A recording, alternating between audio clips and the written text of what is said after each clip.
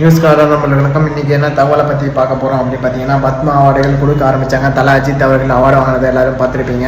அதே மாதிரி ரவிச்சந்திரன் அஸ்வின் அவரும் அவார்டு வாங்கினார். அது மட்டும் இல்லாமல் தாமு அவர்கள் அவார்டு வாங்கியிருப்பாரு. எல்லாரும் பார்த்துருப்பீங்க. இந்த பத்மா அவார்டுகள் எத்தனை பேருக்கு கொடுத்துருக்காங்க அப்படின்னு பார்த்தீங்கன்னா, 2025 117 பேருக்கு கொடுத்துருக்காங்க. அதில் தமிழ்நாட்டில் பார்த்தீங்கன்னா 13 பேருக்கு கொடுத்துருக்காங்க. இந்த பத்மா அவார்டுகளை 3 கேட்டகரியாக பிரிக்கலாம். ஃபர்ஸ்ட் மிக உயரிய விருதான பத்ம விபூஷன், பத்ம பூஷன், அப்புறமா தான் பத்மஸ்ரீ. இந்த பத்ம விபூஷன் என்பது பார்த்தீங்கன்னா மிக உயரிய விருது. இதை வந்து பார்த்தீங்கன்னா குறிப்பிட்ட நபர்களுக்கு மட்டும்தான் கொடுப்பாங்க. மிகவும் பிரபலமானவர்கள் ஏதாச்சும் ஒரு சாதனை பண்ணாதான் இந்த அவார்டு கொடுப்பாங்க. இந்த பத்மா அவார்டுகள் எப்போ இது ஸ்டார்ட் பண்ணாங்க அப்படின்னு பார்த்தீங்கன்னா 1954 தான் இந்த அவார்டு ஸ்டார்ட் பண்ணாங்க. இந்த அவார்டு ஸ்டார்ட் பண்ண பத்மா அவார்டுகள் பத்மஸ்ரீ இந்த அவார்டு வந்து பார்த்தீங்கன்னா முதல் 3 நபர்கள் கொடுத்தாங்க. யார் அப்படின்னு பார்த்தீங்கன்னா RRR ஞாபகம் வச்சுக்கோங்க.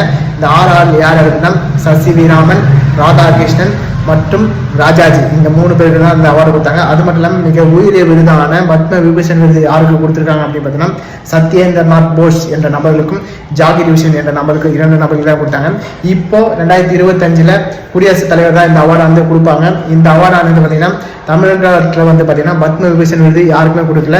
தல அஜித்துக்கு என்ன அவார்டு கொடுத்தாங்க பார்த்தீங்கன்னா பத்ம பூஷன் விருது கொடுத்தாங்க. எதுக்காக கொடுத்தாங்க எல்லாருக்குமே தெரியும். சிறந்த நடிகர் மற்றும் கார்வேஸ் இந்த 2க்கும் தான் வந்து அவார்டு கொடுத்தாங்க. அது மட்டும் இல்லாமல் அவருக்கு கூடவே 2 நபர்கள் கொடுத்தாங்க. யார் அப்படின்னு பார்த்தீங்கன்னா சோபனா சந்திரசேகர் என்பதற்கு. இவங்க யாரும் பார்த்தீங்கன்னா இவங்களும் ஒரு ஆக்டர் தான்.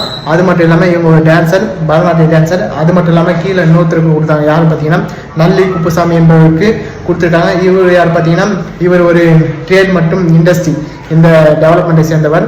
தமிழ்நாட்டில் வந்து பார்த்தீங்கன்னா 10 பேருக்கு பத்மஸ்ரீ அவார்டு கொடுத்தாங்க. அதில் வந்து பார்த்தீங்கன்னா ரவிச்சந்திரன் அஸ்வின் அவர்கள் கொடுத்தாங்க. இவருக்கு எதுக்காக இந்த அவார்டு கொடுத்தாங்க அப்படின்னு பார்த்தீங்கன்னா டெஸ்ட் கிரிக்கெட்டில் 500 விக்கெட் எடுத்ததுக்காக தான் இந்த அவார்டு இவருக்கு கொடுத்துருக்காங்க.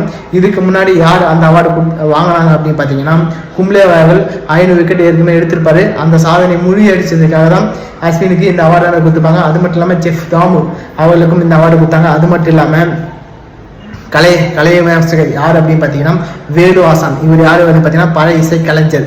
அவருக்கு இந்த அவார்டு கொடுத்துருக்காங்க. அவர் கூடயே 7 பேருக்கு இந்த அவார்டு கொடுத்தாங்க. யாரும் தெரிஞ்சால் கீழே கமெண்ட் செக்ஷனில் கமெண்ட் பண்ணுங்க. அது மட்டும் இல்லாமல் இதுக்கான 10 பேருக்கான லிஸ்ட்டை நான் கீழே கமெண்ட் செக்ஷனில் பதிவு பண்ணி வைக்கிறேன். பார்த்துக்க நோட் பண்ணி வச்சுங்க. இது போன்ற தகவல் அறிய நியூஸ் கார்டை சப்ஸ்கிரைப் செய்து கொள்ள மறக்காதீர்கள். நன்றி, வணக்கம்.